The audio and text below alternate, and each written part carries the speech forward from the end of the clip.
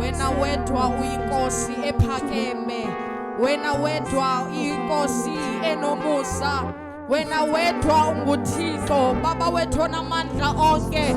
Ekseni moya oyingcwele sikhona, Baba wethu onamandla onke. Nanamhlanje Baba wethu onamandla onke sizondlala phambi kobuso bakho, Baba wethu onamandla. Sizondlala kuwe Thixo wethu oyingcwele, sizinikela kuwe somandla egameni likaJesu Kristu waseNazaretha. Sithi Baba, thatha uqobo lwethu nasekuseni, moya oyingcwele Thixo wethu onamandla. Asinayo thina Thixo enye indawo ingenguwe moya oyingcwele, ngoba wena wedwa unguThixo, ngoba wena wedwa uyinkosi eyongamele zonke inkosi. Baba wethu onamandla onke siphakamisa wena moya kaThixo, moya kaBawo. Baba wethu osemazulwini siphakamisa wena, liwa lobukumkani siphakamisa wena, liwa laphakade egameni likaJesu Kristu waseNazaretha. Igama lakho lihle kakhulu, nasekuseni asiliboni elinoze lifane nalo egameni likaJesu waseNazaretha. Father, we thank you so much. Thixo wethu onamandla, yamkela udumo Baba wethu oyingcwele egameni likaJesu. Phakama kakhulu moya oyingcwele in the name of Jesus Christ. Baba wethu onamandla onke sifuna wena moya oyingcwele egameni likaJesu. Baba wethu onamandla onke yenza Thixo wethu intando yakho ekseni. We avail ourselves kuwe Baba wethu osemazulwini egameni likaJesu. Sibiza lona igama lakho kube sazi ukuthi lilolodwa elinamandla, lilolodwa eliningcwele.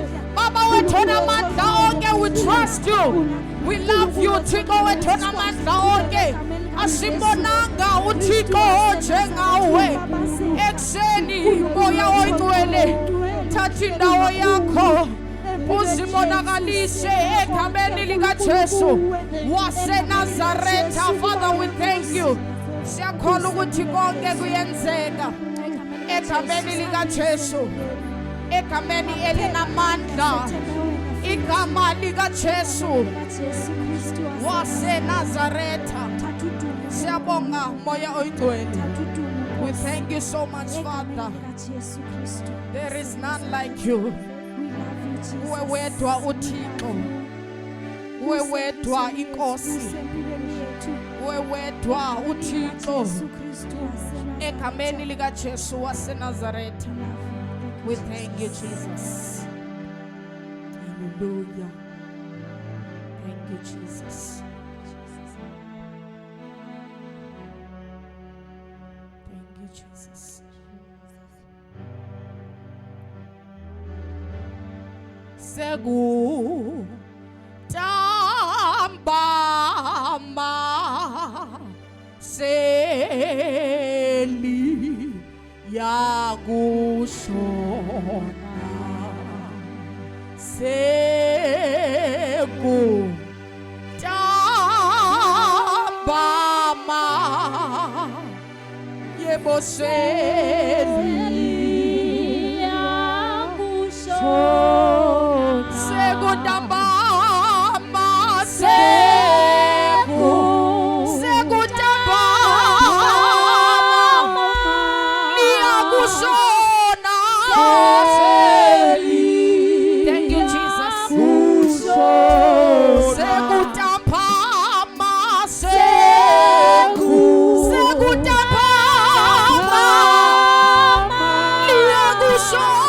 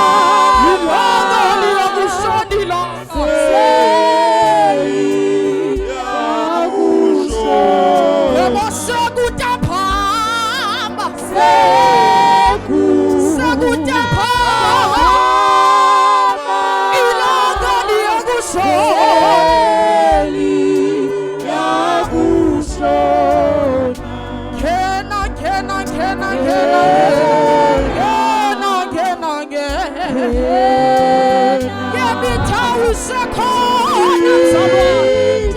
Indawo usekhona.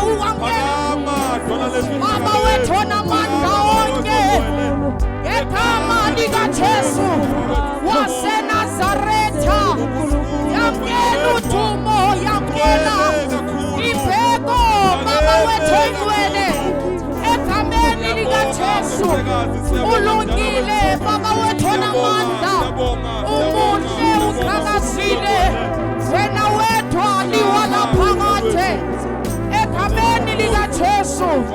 Ungcwele wena wedwa baba wethu osemazulwini egameni likaYesu. We give you all the honor, we give you all the glory. Hallelujah. Mageme kakhulu egameni likaJesu waseNazaretha. Muhle nasekuseni baba wethu oyingcwele, ngesiphi thina baba uba ubungekho nathi moya oyingcwele. We thank you so much inceba engaka osenzela yona liwala phakade. Siyabonga. We thank you, Father. Thank you, Jesus. Hallelujah. Ukusicebo lakhe lifezakale. Amen. Hallelujah. Singasho imbafethu ukusicebo lakhe lona lifezakale. Amen. Hallelujah. Ukusicebo lakhe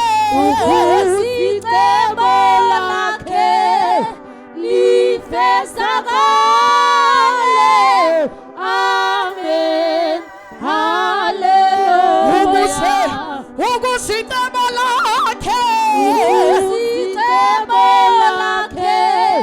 lifezakale. Amen. Hallelujah.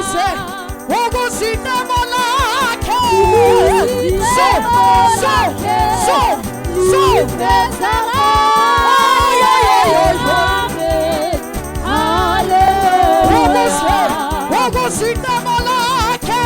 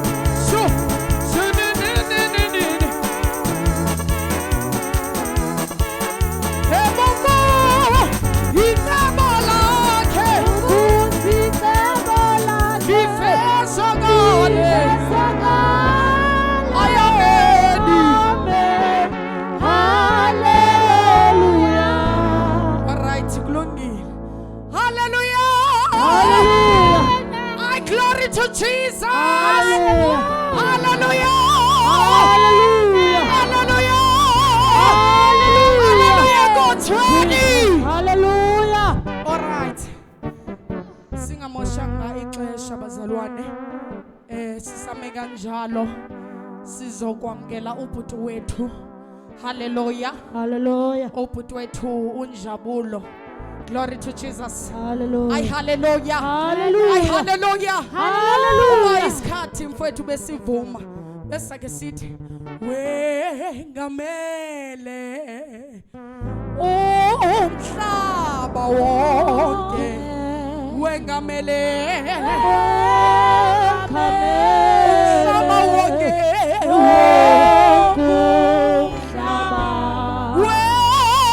Wengamele Jesus. Wengamele umhlaba Jesus. Wengamele umhlaba.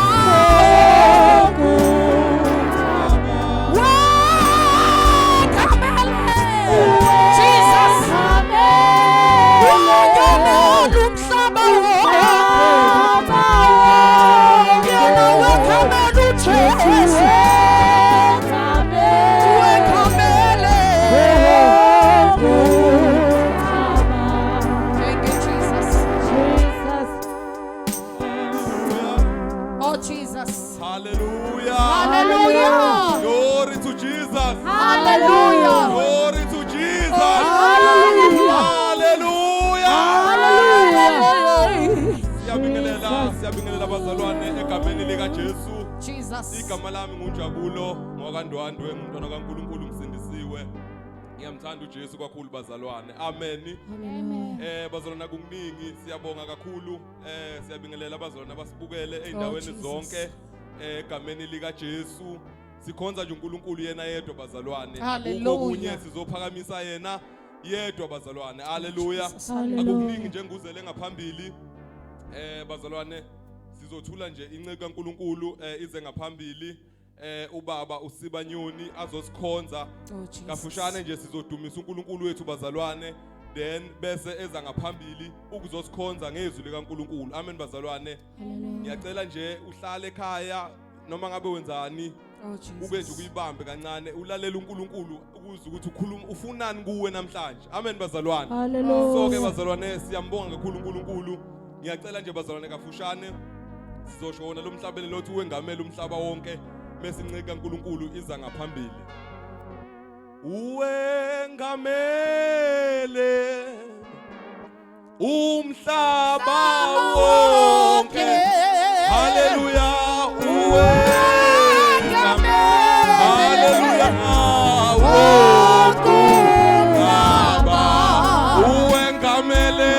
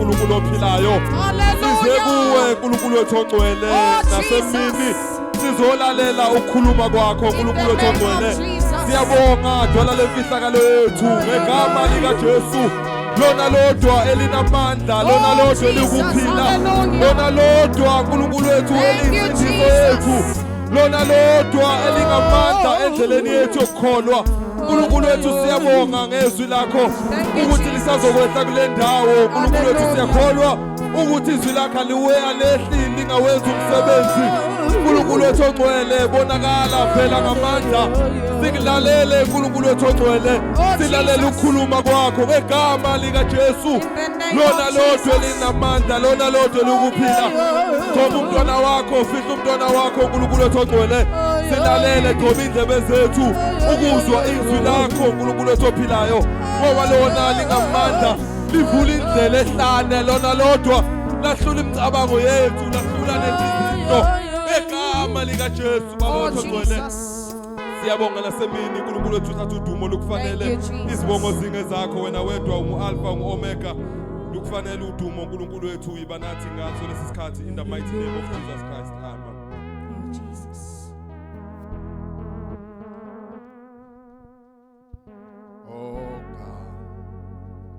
Malinguche Yesu oh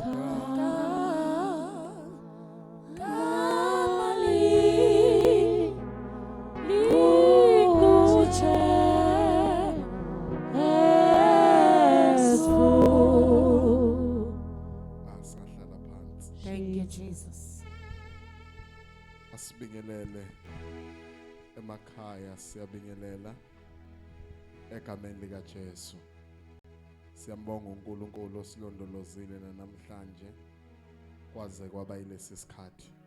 Sibonga umusa wakhe nothando lwakhe. Ngiyabingelela kuzinceke zikaNkulunkulu emakhaya. Ngibingelele komama, kobaba, abantwana abancane egameni lika Jesu. Amen. Ngiyabingelela kubafowethu esihamba nabo, our engineer, abafowethu abasidumiselayo bonke ngapha ngemuva egameni lika Jesu. Amen bazalwane. Siyalibonga leli thuba uNkulunkulu asiphe lona. Siyalibonga kakhulu uNkulunkulu esilondolozile namhlanje esivumela ukuba sikhona ukwazi ukukhonza, sikwazi ukuhlanganyela singabantwana bakhe. Ngale ndlela siyamkholwa futhi uNkulunkulu ukuthi uzoyisebenza impilo zabazalwane. I just want to speak about two things today. Khuluma nje ngezinto ezimbili. After that we pray egameni lika Jesu. Kusho ukuthi empilweni zethu zokukholwa noma ngaso sonke isikhathi kuzo zonke izinto esizenzayo umuntu nomuntu uba nama principles wakhe, uba nezimiso zakhe. Wonke umuntu ophilayo emhlabeni uthi uma ngabe phila abe nezinto azenzayo nezinto ayishoyo ukuthi lokho ngeke azakwazi ukwenza. So ngifuna ukukhuluma ngama principles noma ngezimiso, then mase ngiceda I will just close with an anointing. Ilezo zinto ezimbili engifuna ukukhuluma ngazo namhlanje. Ama principles and the anointing. Uma ngabe sikhuluma ngama principles sisuke sikhuluma ngeimiso. Umuntu esuke ezisho ukuthi nakho indlela engizophila ngayo. Sometimes when we read the Bible we find out ukuthi uNkulunkulu unawo ama principles awabekile ezwini lakhe. Lama principles lawa awabekile uNkulunkulu asebenzela umuntu, is either uyakholwa noma akakholwa. Just uma ngabeke wenza, then ama principles kaNkulunkulu uNkulunkulu kubekile lokho ukuthi izimiso zakhe zimi kanjani. I will just start with an example. Uma ngabe ubuka uNkulunkulu ekhuluma ngama principles wakhe noma ngeimiso zakhe. iBhayibheli like lisivezele ngelikilanga uJesu uma efika emhlabeni, uthi uJesu uma ngabe ekhuluma uthi ophayo isandla sakhe siyabusiswa. Lapho uNkulunkulu noma uJesu uma ngabe ekhuluma ukhuluma ngokuthi iprinciple kaNkulunkulu uma ngabe umuntu eke wapha uNkulunkulu uyambusisa. Isidu uyakholwa noma ngaba akakholwa. Ngokwelanguage yethu singathi isidu usindisiwe noma akasindiswanga. But iprinciple kaNkulunkulu ithi umuntu ophayo ufumana isibusiso. So kusho ukuthi ziningi izinto uNkulunkulu ke ayidalulile nayibalile ukuthi uma ngabe umuntu ezenza then kukhona into azoyithola, iprinciple kaNkulunkulu. iBhayibheli ngelinye ilanga uma ngabe silifunda ukhona indoda igama layo uKholeneo. Le ndoda yayingasindisiwe but iBhayibheli liyadalula ukuthi yayimesaba uNkulunkulu. Ekumesabeni kwayo uNkulunkulu lithi iBhayibheli yaze yafundisa nezingceku zayo ukuthi azesabe uNkulunkulu. Bese mawuqhubeka ke eBhayibhelini bese lithi iBhayibheli le ndoda yayinikela, ekunikeleni kwayo yayinikela yesaba uNkulunkulu ingasindisiwe. Ngifuna ukuveza ukuthi sometimes into umuntu uyenza noma ngabe ngakholwa but because wenza iprinciple kaNkulunkulu noma wenza izimiso zikaNkulunkulu bese uNkulunkulu engenelela. Ebese uNkulunkulu kuba khona izinto azenzayo ngenxa yokubanjwa ama principles wakhe noma ngenxa yokubanjwa izimiso zakhe. Sometimes ukubone ukuthi kukhona umuntu nje ophilayo emhlabeni ediscipline engakholwa kodwa ekwazi ukuphila ngoba ezakhele yena ama principles wakhe ukuthi impilo yami ngiyoyiphila kanje. Uma ngabe kwenzeka lokho angeke ngize ngikwenze. Sometimes abanye babo they achieve things bengazange bathakatha, bengazange basebenzisa imithi kodwa baba nama principles ezimpilweni zabo ukuthi in order for me to achieve something I need to know my goals. I need to ukuthi ngenza ama principles noma ngenza izimiso zokuthi uma ngabe ngifuna ukwenza into, how do I discipline myself? Ngizidisciplina kanjani ukuze ngikwazi ukuachieve? So uNkulunkulu ngaso sonke isikhathi isida uyakholwa noma ngaba ukholwa, but uma ngabe uyolandela izimiso zakhe kuyambiza ukuthi angenelele noma ngabe kukubi noma ngabe kukuhle. Yingoba uNkulunkulu unama principles wakhe. Sometimes uyamthola umzalwane ekholwa kodwa uthola ukuthi impilo yakhe iyize, impilo yakhe ayibonakali nelikusasa elihle. It is because uma ngabe sowukholwa you need to follow the principles of God. Because uma ngabe ulandela ama principles kaNkulunkulu uvumela uNkulunkulu ukuthi asebenze empilweni yakho. That's why sometimes sithola abantu bephila emhlabeni abanye bengasindisiwe kodwa basho bathi ngiyamesaba uNkulunkulu. Yingoba bayazi kahle ukuthi kuzo zonke izinto abazenzayo bazenza bethemba uNkulunkulu. Abanye uthola ukuthi abakholwa abasindisiwe but they start businesses. Kube khona izinto abayiqalayo hayi ngobugebengu, hayi ngecorruption, kodwa babe nawo ama principles ukuthi yonke into engiyenzayo ngiyoyenza ngendlela eright nokwesaba uNkulunkulu. Then uNkulunkulu kumbiza ukuthi angenelele ngoba uNkulunkulu ubanjwa ngama principles wakhe. uNkulunkulu ubanjwa izimiso zakhe.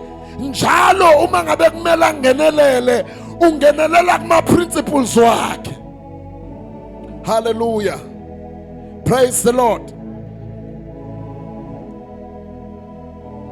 uNkulunkulu ukuthola ngelinye ilanga lithi iBhayibheli uma ngabe uJesu ekhuluma akhuluma athi olamlayo ubusisiwe.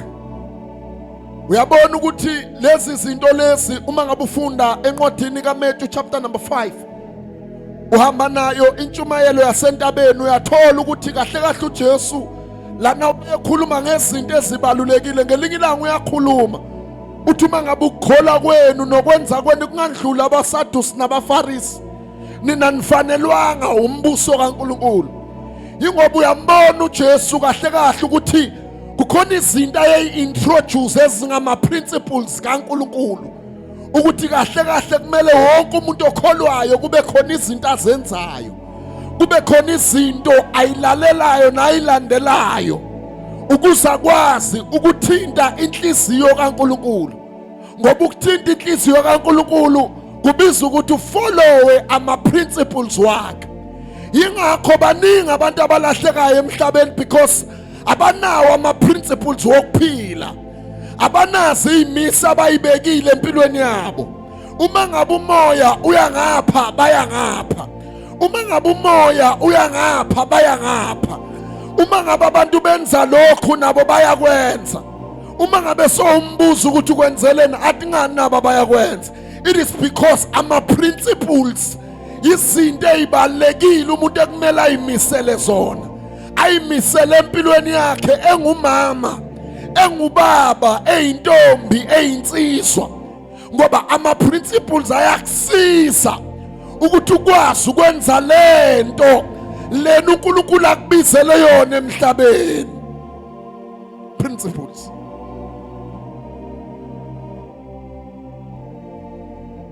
uNkulunkulu wethu ungumuntu olandela lokho akushoyo. Ulandela into ayishilo yena neyimiswa ayibekile. Namhla ekhipha uIsrayeli eGibhithe kwaba khona izinto ayibekayo ukuthi iziphi izinto ekumele basenze, iziphi izinto ekumele bangazenzi.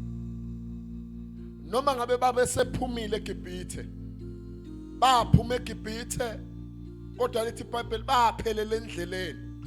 Into yenza ukuthi baphelele endleleni, it is because empilweni yabo bayitshela ukuthi sekuphelele.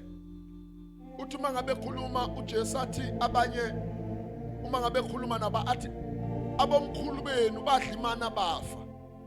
It is because kukhona izinto abakade bephumile naso, bathi sebephumile eGibhithe bayitshela ukuthi hayi konke sekuright, bangalandeli imiso sikaNkulunkulu. Ingakho ngelinye ilanga uJesu uma ngabe ekhuluma encwadini kaJohane uthi labo abangithandayo bayokwenza lokho kushiwo yimi. They will follow my commandment. Bazolandela lezinto engiyishoyo mina.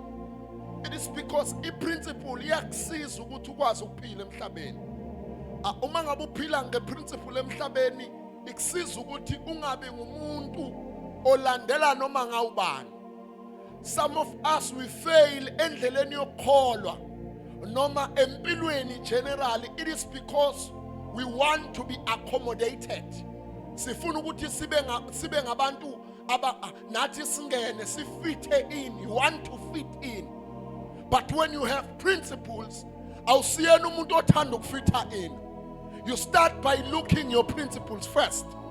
Ukuthi ngaphambi kokuba ngihlanganise nalaba bantu ngiyophelela kuphi, izimiso zami engiyibekile, the future yami engiyiplanile, ngiyofika yini uma ngabe ngihamba nalaba bantu. Some of us uma ngabe ubalandelela noma abanye bethu uma ngabe ubalandelela, you only to find out ukuthi kahle kahle emqondweni wakhe wayinelikusasa elihle lo muntu wayene future enhle, but inkinga yakhe wangabi nama principles empilweni yakhe. Wangabi nezinto ayibekayo ukuthi ukuze ngikwazi ukufika lapha kumele ngiyibekele mina izimiso ukuthi la angeni, lana ngiyangena, lana ngeni. Because uma ngabe unganazi imiso, impilo yakho yokukholwa uyibeka edangereni noma uyibeka engozini. So uma ngabe uke wayibeka engozini impilo yakho yokukholwa, you have limited your future with God.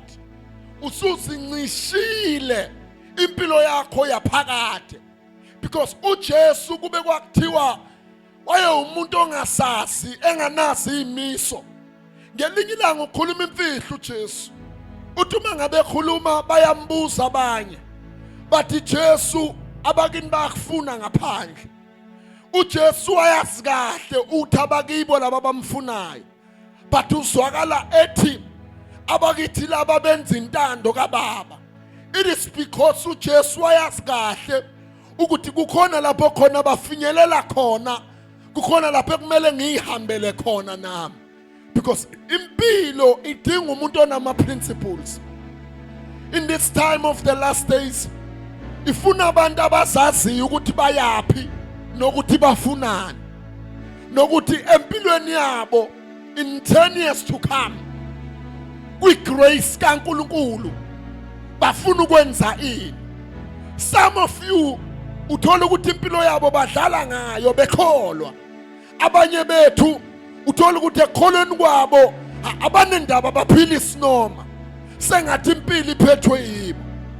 I always make an example. Ngithi just imagine uma ngabe kuthiwa manje una 40, mangabe kuthiwa manje una 40 ubekelwe 50 years, which means wena ususelelwe 10 years. Just imagine uma ngabe kuthiwa una 20 ubekele 25 years, which means wena uselelwe 5 years. Impilo yakho ifuna ukuthi ube nama principles in order for you ubhale ngelinye ilanga elithi iBhayibheli wathi selifezile icebo uDavide walala ubuthongo, because the purpose of the gospel is to fulfill into uNkulunkulu akubisele yona, ukwenza lento uNkulunkulu akubisele yona uyiphelelise. Uma ngabe soyiphelelisile bese ulala ubuthongo, maybe sometimes kukhona izinto ofuna ukuba nazo, but it is better ukuthi noma ngabe ufuna ukuba nezinto ube ukuthi uhlele entandweni kaNkulunkulu ungasukanga. To have principles, it is very important. Kuba nama principles, umuntu omusha, umama, ubaba, uyinsizwa, you need principles in your life. Ufuna ube nezimiso, ubeke i-territory yakho uyikambele. Uyibeke ukuthi uyabona la akangena umuntu onje, uyabona la umuntu onje akafiki. Uma ngabe efika ufuna umuone ukuthi kahle kahle njengoba ungene ku-territory yami, ufuna wazi ukuthi kumele uphile kanje, kumele uphile nami kanje. Because uma ngabe unganawo ama principles uphila noma ngayini, uphila njengalesi sikhathi abantu bamanje baphila noma kanjani. Abanye baphila ngathi abanabazali kanti banaba abazali. Abanye baphila sengathi uyabona nje impilo yakhe ivela ibe miserable, ubathi uyapheka hayi lo muntu ube right lo esikolweni, but because walahlekelwa ngama principles then impilo yakhe bese iyashabalala. Ikishabalala emntwini ofundile udokotela kuphela ukuthi udokotela ebizwe ngesidakwa. It is because umuntu onganawo ama principles impilo yakhe uyayidestroy. Impilo yakhe uyisa noma ngayikuphi. Impilo yakhe ulwela ukuthi accommodate akwazi nayo ukungena bambone ukuthi usesitayeleni. But kukhona into engiyaziyo ukuthi if you have principles like God, hayi uNkulunkulu akumguquli. Noma ngabe kuthiwa thina siyakhula kodwa uNkulunkulu akumbambezeli lokho. Noma ngabe thina siyaganga ekukholeni kwethu kodwa uNkulunkulu akumbambezeli lokho. Noma ngabe thina kuthiwa sifuna ukusindiswa kodwa uNkulunkulu akumbambezeli lokho. Have principles in your life. Iba nama principles. Uzazi man. Uyiqonda ukuthi ubani. Uthi uma uhamba kube ukuthi uya self. Wena okwaziyo ukuthi wena uyayincoma wena. Uzincome wena, usizwe wena. Because uma ngabe uzofuna ukuzwa abantu bazokuncoma ngoba bafuna ukuphushela egodini. But uma ngabe uke wazizwa wena, waba ne self esteem yakho, waba umuntu oyiqondayo, waba umuntu ozaziyo, waba umuntu oqondayo ukuthi ungubani, then usukuzenzela impilo yakho ukuthi ukwazi ukuhamba kulomhlaba ube unento yazi ukuthi uzelene emhlabeni. In everything ofuna uyi-achieve wazi ukuthi uzelene emhlabeni, ukuze impilo yakhe ingabi under a competition.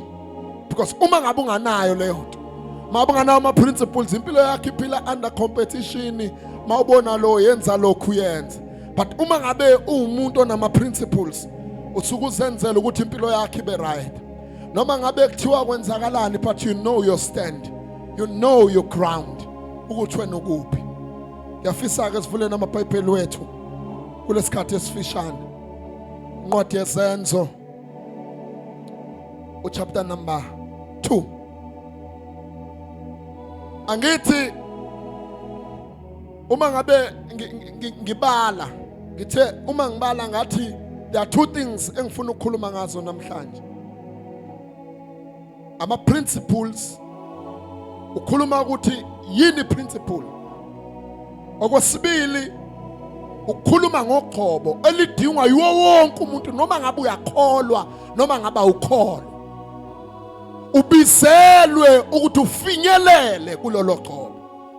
Because uma ngabe ungafinyelelanga kulo, impilo yakho iyoshabalala njengamanzi. Yophela njengamanzi. Athuma ngabe phala obhalayo. Athi komsiza ngani umuntu ukuba nokulunga kwemvelo engamfumananga uKristu. It is because impilo yomuntu ophilayo emhlabeni kumele asebenze empilweni yakhe lifumene uqhobo. When we speak about an anointing, sikhuluma ngoKristu, sikhuluma ngendodana kaNkulunkulu, sikhuluma ngomuntu owale ngeCalvary.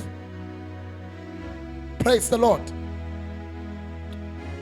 Ngizofunda madoda bazalwane, Izenzo chapter number 2 from verse number 9.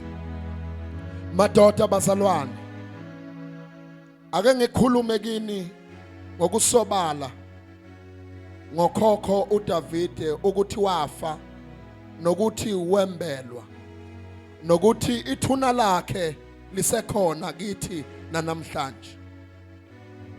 Ngakho lokhu engumprofeti ekwazi ukuthi uNkulunkulu wayefungile kuye ngesifungo ukuthi enzalweni yakhe yokhalo lwakhe uyakubeka omunye esihlalweni sakhe sobukhosi, ebona kuse phambili. Wakhuluma ngokuvuka ukaKristu ukuthi akashiwanga eHades, nenyama yakhe ayibonanga ukubola. uJesu lo uNkulunkulu wamvusa esingofakazi bakho thina sonke. Khuluma abapostoli, one of the apostle uPetro. Ngakho ephakanyiselwe ngakosukunene sikaNkulunkulu, esamukele uyise isethembiso sikaMoya oNgcwele, wakuthulula lokhu enikubonayo nenikuzwayo ngokuba uDavide ngokuba uDavide akukelanga ezulwini, akanyukelanga ezulwini, kepha yena uthi inkosi yathe enkosini yami, hlala ngasekunene sami ngize ngibeke izitha zakho zibe isenabelo sezinyawo zakho. Nali verse engifisa sikhulume ngalo namhlanje. Ngakho indlu yonke yakwaIsrayeli mayazi impela ukuthi uNkulunkulu umenzile inkosi uKristu uJesu lo enambethela nina esiphambanweni. Ngakho indlu yonke yakwaIsrayeli mayazi ukuthi lo enambethela uNkulunkulu umenzile uKristu noJesu inkosi. Impilo yethu ayifuneki ihambe ingamfumananga uKristu. Lapho sifunda khona, sifunda ngosuku lapho khona lithi iBhayibheli babeze emkhosini wamaJuda ekuthiwa iPentecoste.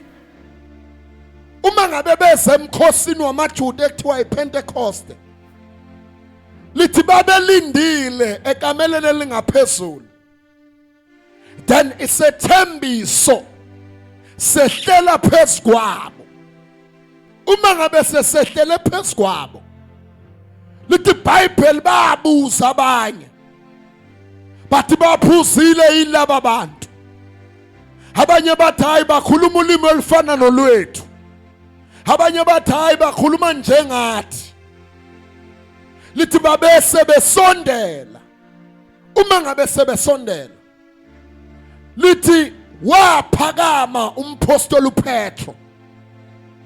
Uma ngabe phakama ziningi izinto ayishilo, wakhuluma izinto eziningi, but kukhona into engifuna ukuyikhuluma ukuthi lona wabethelwa wenziwe waba inkosi kanye noKristu, which means lona wabethelwa wagcotshwa wavuka kwabafileyo. Elithi iBhayibheli akakubonanga ukubola, njengoba engakubonanga ukubola lithi uhleli ngasekunene sikaNkulunkulu. Noma ngabe ngathiwa wenzani empilweni yakho ungalahlekelwa, yilona wabethelwa wavuka kwabafileyo wayohlala ngasekunene sikaNkulunkulu. Ethi uma ngabe bhala uPaul athi uyasibubulela njalo kuNkulunkulu nomzimba wakho manxeba wavuka nawo, impetha ihlalanga emzimbeni wakhe. Ingoba yonke into esiyenzayo empilweni yethu siyamdinga uJesu, siyamdinga uJesu, siyamdinga owabethelwa wafuswa kwabafileyo. Elithi iBhayibheli akasalange eHades kodwa wavuka nomzimba omanxeba. Ungahamba ungadibananga naye emhlabeni, ungalinge wenza izinto ungadibananga naye, ungalinge uachieve ngekho, ungalinge ube kude naye, ungalinge ube kude naye. Lona wabethelwa wagcotshwa ngoba ugcobo lonke lukuye. Sonke izinto abantu abayitholayo abagcotshwa ngaso lukhona ugcobo olukhulu olukuye uJesu elafika ngayo uKristu, ukuba noma ngabe kwenzakalana emhlabeni kodwa uma ngabe khona uKristu empilweni zethu siyohamba phezu kwezitha, siyohamba phezu kweyinkinga, siyohamba phezu kwezimo. Ingoba ukhona wayekhona umhlaba ungakasekelwa, ukhona uJesu owahlala esibelethweni sentombi for 9 months, waphuma esibelethweni sentombi wahamba wayohlala ethuneni, wahlala for 3 days, akakubonanga ukubola, wavuka kwabafileyo. Simemezela ngaye namhlanje ukuba empilweni yakho noma ngabe yini obhekana nayo ungalahlekelani naye, ungamdeli uNkulunkulu, ungabi kude naye. Lona ugcobo esikhuluma ngalo kuzo zonke izinto abagcotshelwe sona. Kodwa ngiyayithanda le ndoda ngoba yathi ehlela emhlabeni, yafika emhlabeni yafica abantu benza izinto eziningi, yalandela ama-principles wayo, yangaphikisani nabantu, yangabi ku-competition nabantu. Kodwa iBhayibheli like limdalule ngelinye ilanga lithi wanyuka waya entabeni, bese lithi iBhayibheli abafundi bakhe bamlandela. Ingoba impilo yakho uJesu yayinama-principles. Impilo yethu noma ngabe kwenzakalani ukhona into ekumele sigijimele kuyo, ulona wavuka kwabafileyo. Noma ngabe inkinga siba yiningi kangakanani kodwa kumele sigijimele kuye owavuka kwabafileyo. Athi uma ngabe ehlabelela omunye athi uKristu umnini wethu owasinqobela, owadela impilo yakhe ukuze wena usindiswe, wathukwa waba sehlazweni ukuze wena ukholwe, ukuze wena ubuyele eNkulunkulu. Uyena lona wagcotshwa ekumele uhlangane naye. Alikho elinye ugcobo ekumele ulithole, ilele likaKristu, ilele likaKristu. impilo yakho uma ngabe uke walifumana lolu qobo uthi uma ngabe sebhala uPaul efike ebandleni laseKorinte walifica siqokozela walifica linomsindo walifica abantu bekhuluma wafica abantu berasa wafica abantu bexabene wabesebhala lombhalo athi ngiyamazi umuntu ekuKristu ngiyamazi umuntu ekuKristu bekokudala ngidlulile nakho kusha kuvela ingoba yonke impilo yethu uma ngabe ke sike sayihlanganisa nalolu qobo sayihlanganisa nalena ndoda eyaqhotshwa ezulwini esemhlabeni elithi iBhayibheli izitha zonke safaka ngaphansi kweinyawo zakhe izitha zonke wahamba phezu kwaso elithi ngelinye ilanga wamlinga uSathane wamlinga lehlane lithi iBhayibheli wathi kuye uma ngabe uyindodana kaNkuluNkulu phendula lamatshe abe yisinkwa wathola ukuthi ukhuluma nomuntu ogcotshiwe ukhuluma nomuntu ozaziyo ukhuluma nomuntu onama principles ukhuluma nomuntu onegoal ukhuluma nomuntu onevision ukhuluma nomuntu olazile ikusasa lakhe ukhuluma nomuntu ozaziyo ukuthi uyapi umkhuluma nomuntu oyazi ukuthi uzelene emhlabeni yabiza ukuthi uyihlanganise naye yabiza ukuthi wazane naye ungamlahli futhi uma ngabe somfumene ungamdeli ungamiyekeli webe kuthiwa siyakhuluma bengizothi never give up. Jesus is coming back soon and very soon we are going to see the King. Izobonakala inkosi elithi iBhayibheli yakhuluma ingelosi mhlaba apostoli beyibheka inyuki yezulwini ithi ngendlela nimbona nyuka ngayo uyokwehla ngayo sengathi ngamemezela namhlanje ngithi impilo yakho yokukholwa ungalahlekelana nalolu qobo elingaphezulu kwabo bonke oqobo ongabathola emhlabeni hlala kulo wena ungalifumananga sondela kulo atohlabelelayo ngena nawe ekusavulekile ngena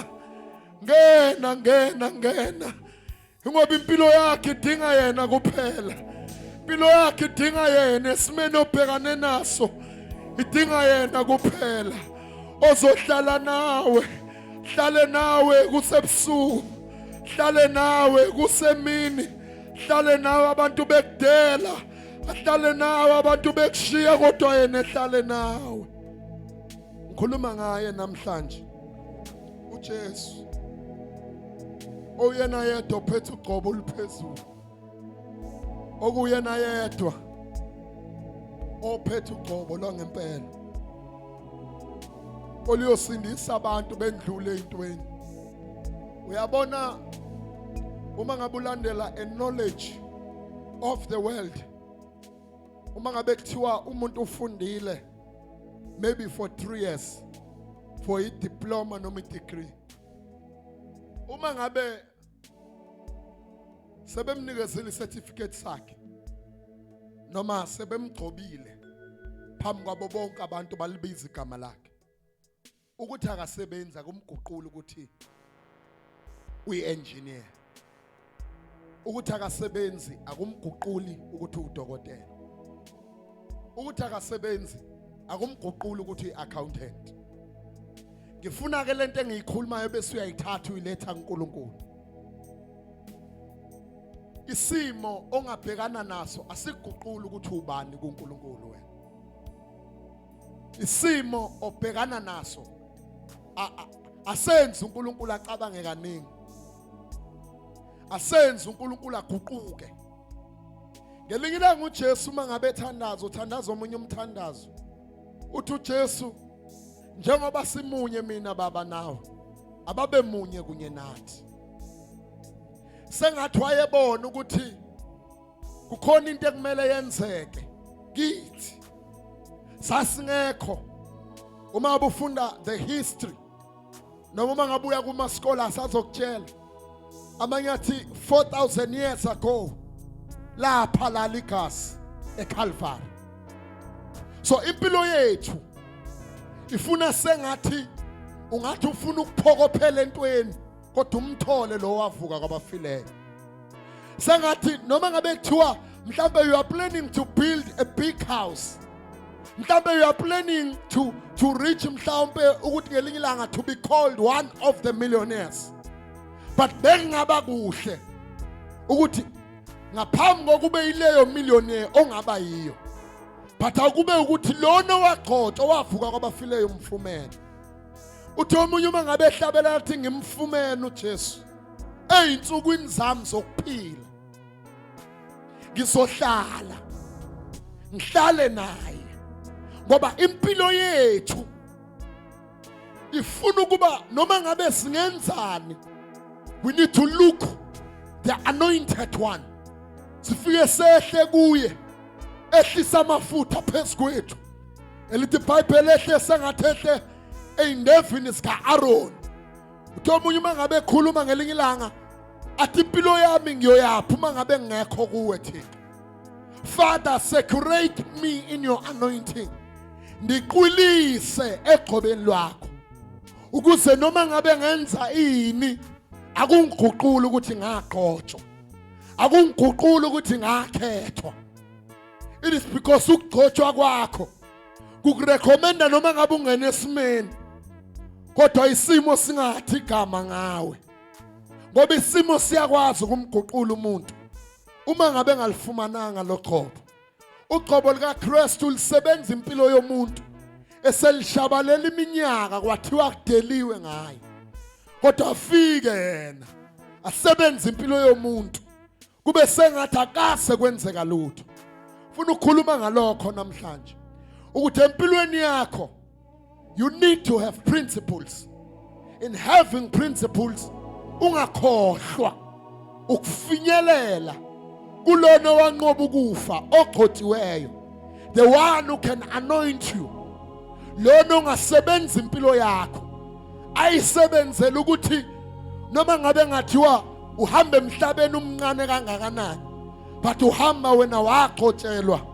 Elithi iBhayibheli amasango eHades awayi ukulahlula, yingoba ugcobo likaKristu elenza ukuthi overcome izinto, ugcobo likaKristu elikwenza ukuthi uhambe phezulu kwezimo. Abantu baze bakubuze ukuthi wena uhamba kanjani kunje, uhamba kanjani kuusizi, kodwa ukwazi ukuhamba because you are anointed. The anointing egcobile ayikwenzi ukuthi ungathi ungene esimeni uguquka ube yileso simo. uJesu washaywa azange abizwa ngesimo sokushaywa, uJesu wakhafulelwa azange abizwe ngesimo sokukhafulelwa, uJesu wathukwa, uJesu wadelelwa, but wahamba wayolenga eCalvary. Wathi eselengile eCalvary uzwakala uPetru ekhuluma lamazwi ethi lona nambethela nina, lona engazange nikholwe uye, owabethelwa yimi uyena lona ovukile, uNkulunkulu wamenza inkosi kanye noKristu. Kusho ukuthi impilo yethu nempilo yenu ukuze yazane noNkulunkulu buyelane eprofethweni esaprofethwa uDavide ethi uNkulunkulu kuDavide kuyofika isikhathi lapho khona enzalweni yakho kuyoba nobukhosi obuyoma inaphakade, ingoba uNkulunkulu uyafinyelela asemele isethembiso sakhe. Bengifuna ukusho lokho namhlanje uthi ungahambe emhlabeni ungadibananga nalezi zinto, uphile emhlabeni ube nama principles, then bese udibana nogcobo likaNkulunkulu lukuKristu kuphela.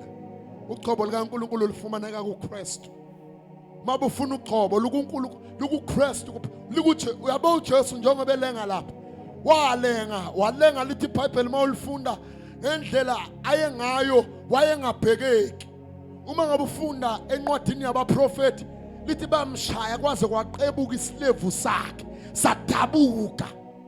Kodwa lokho kwenzela ukuba impilo yakho ukuze uhambe emhlabeni kumnandi. Athi omunye wathi kumnene enhlizweni yami, kumnandi enhlizweni yami. Babuza abantu yini into emnandi enhlizweni yakho? Yingoba uyazi ukuthi uqobo olufumene aliguqulwa isimo obhekane naso. Uqobo olufumene aliguqulwa izimo obhekana naso.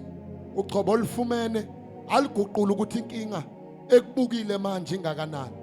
uJesu lithi wafikela ukulamba ngelinye ilanga, lithe selambile wafika uSathane.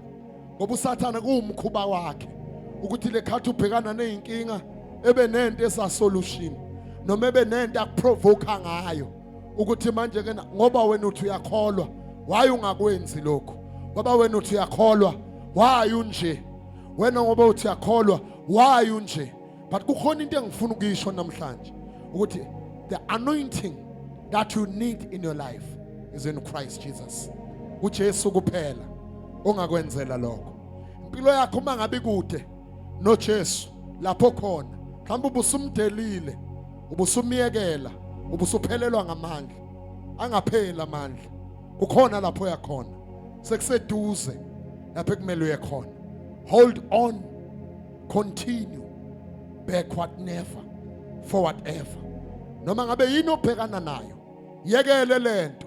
Inkinga ayipheli, inkinga ziyohlala ezikhona. Inkinga izinto ezafica abantu abakade bekhona emhlabeni before us. But the only thing that we need Christ. Ozosenza ukuthi noma ngabe sibhekana nezinkinga sikwazi ukudlula. Uthi uJesu uma ngabe ekhuluma ngelinye ilanga athi letha umthwalo wakho ngikubambele wona ngoba elami ijoko elilula. Ngoba uJesu wayazi kahle ukuthi yini into ayoyenza. Yonke into ayoyenza wayethemba noma ngabe wayedelelekile ngaleso sikhathi.